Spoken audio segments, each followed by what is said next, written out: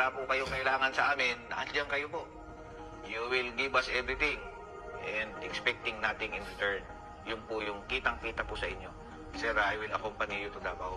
Yun din po yung aking plano. I will not expect anything anymore. Just serve my remaining career in Davao with you.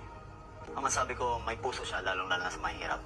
Actually, may mga nagtatanong nga sa akin kung ano ba daw talaga ang ugali niya behind the camera. Ang masabi ko lang, he's a jolly person, matalino, at higit sa lahat, mapagmahal, literally and figuratively.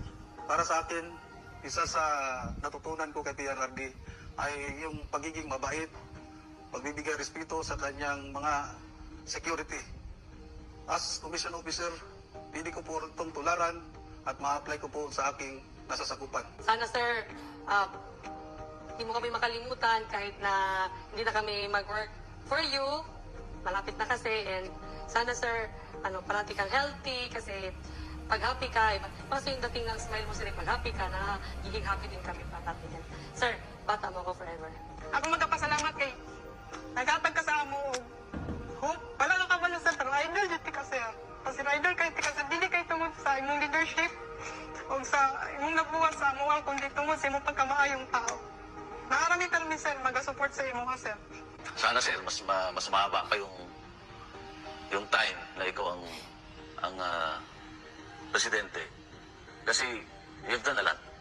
And sana ipagpatuloy kung sino man yung papalit sa inyo, yung mga numpisan mo. Sana palagi ka pong nandyan. I have learned a lot from you and especially sa mga mentoring na binigay niyo po sa amin, sa lahat ng guidance, sa lahat po ng tulong. We will be forever grateful for those services that you have given us. You're one of the best, tatay, sa totoo lang. Sa mga matagal nating pinagsamahan, sir, more than 5 years tayong magkasama. Nakita ko yung saya mo, yung hirap mo, yung natagumpay mo, syempre. Sana ma-enjoy mo pa yung life mo, na wala nang stress, wala nang lahat na lang gustong gawin mo, gagawa mo.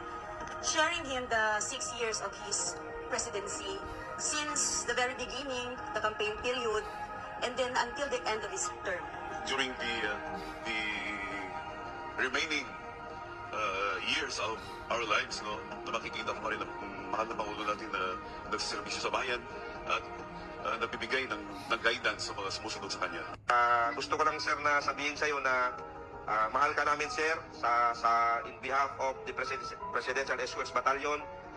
Mahal na mahal ka namin at napakasaya namin na ikaw ang naging boss namin, ikaw ang naging presidente, and gusto ko lang sabihin sa inyo na from the bottom of my heart, mabuhay po kayo. Maraming po salamat sa inyo.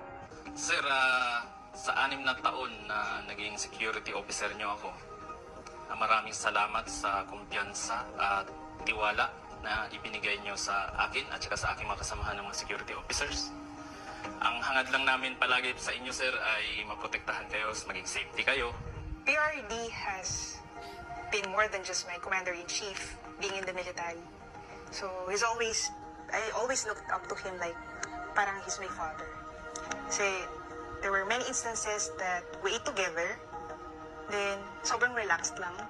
He would make jokes, he would tell silly jokes, even personal stories na dapat di niya nagkwento sa amin, kumbaga, pero he's very open. Ang masabi ko, may puso siya, lalong-lalo na sa mahirap.